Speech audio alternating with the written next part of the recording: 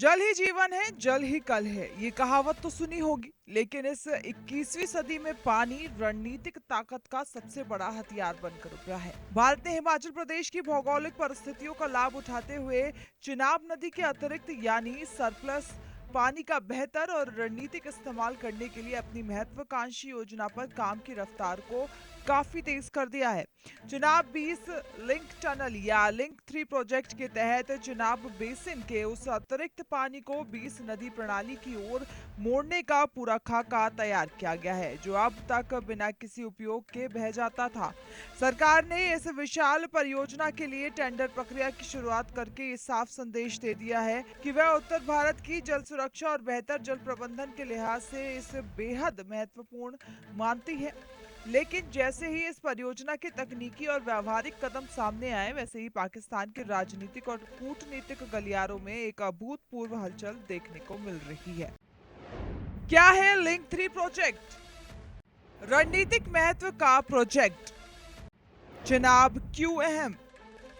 अगर इस पूरी परियोजना के भूगोल को समझे तो चिनाब नदी हिमाचल प्रदेश के लाहौल स्पीति क्षेत्र में चंद्रा और भागा नाम की दो पहाड़ों से आने वाली नदियों के संगम से आकार लेती है।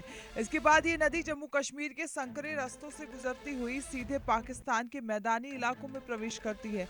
भारतीय जल इंजीनियरों और विशेषज्ञों का तर्क है कि बीते कई दशकों से मानसून और बर्फ पिघलने के सीजन में बड़ी मात्रा में पानी बिना किसी भारतीय उपयोग के सीधे पाकिस्तान की ओर बह जाता है, जबकि देश के कई राज्यों में कृषि और घरेलू उपयोग के लिए जल संसाधनों की मांग लगातार बढ़ती जा रही है। ऐसे में अंतर्राष्ट्रीय नियमों और द्विपक्षीय संधियों के तहत अपने हिस्से के पानी का अधिकतम उपयोग करना भारत का संप्रभु और कानूनी अधिकार है, जिस देश अब हर हाल में लागू करने की दिशा में बढ़ चुका है। हिमाचल से निकलती है चिनाब, जम्मू कश्मीर से गुजरती है। दूसरी तरफ इस परियोजना की आहट पाते ही पाकिस्तान ने बेहद तीखी और आक्रामक प्रतिक्रिया दी है। इस्लामाबाद का आधिकारिक तौर पर दावा है कि भारत का ये कदम 1960 के ऐतिहासिक सिंधु जल समझौते की मूल भावना के खिलाफ है और इससे उसके निचले इलाकों में पानी का संकट गहरा सकता है। पाकिस्तान के विदेश मंत्रालय ने तो भारत पर अप्रत्यक्ष रूप से वाटर वेपन यानी जल हथियार का इस्तेमाल करने का गंभीर आरोप मढ़ दिया है। साथ ही इस मामले को विश्व बैंक और अन्य अंतर्राष्ट्रीय अदालतों में ले जाने की धमकी भी दी है। हालांकि भारतीय विदेश मंत्रालय और जल शक्ति मंत्रालय ने इस पर कड़ा रुख अपनाते हुए बार बार दोहराया है कि भारत पूरी तरह से जिम्मेदार राष्ट्र है और वह अपने वैध अधिकारों तथा मौजूदा समझौते के दायरे में रहकर ही इस जल बुनियादी ढांचे का विकास कर रहा है। पाकिस्तान क्यों घबराया? सिंधु जल समझौते की दुहाई, पानी को लेकर बढ़ी बेचैनी। रक्षा और भू राजनीतिक विशेषज्ञों का मानना है कि ये परियोजना सिर्फ सामान्य जल प्रबंधन या इंजीनियरिंग का नमूना नहीं है, बल्कि रणनीतिक दृष्टि से गेम चेंजर साबित होने वाली है।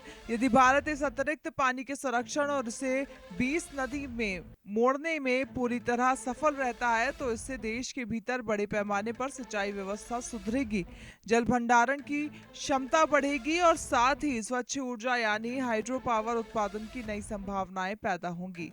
यानी जो अनमोल पानी पहले सीधे सीमा पार जाकर पाकिस्तान के काम आता था और भारत के हाथ खाली रह जाते थे, अब उसका एक बहुत बड़ा और नियंत्रित हिस्सा देश के विकास कार्यों, किसानों की खुशहाली और बिजली संकट को दूर करने में इस्तेमाल किया जा सकेगा। पानी पर नई जंग, रणनीतिक परियोजना पर विवाद, सीमा से लेकर अदालत तक बहस। फिलहाल चिनाब 20 लिंक 3 प्रोजेक्ट को लेकर दक्षिण एशिया के दो बड़े पड़ोसियों के बीच सियासी, कूटनीतिक और रणनीतिक जंग एक नए मुकाम पर पहुंच चुकी है।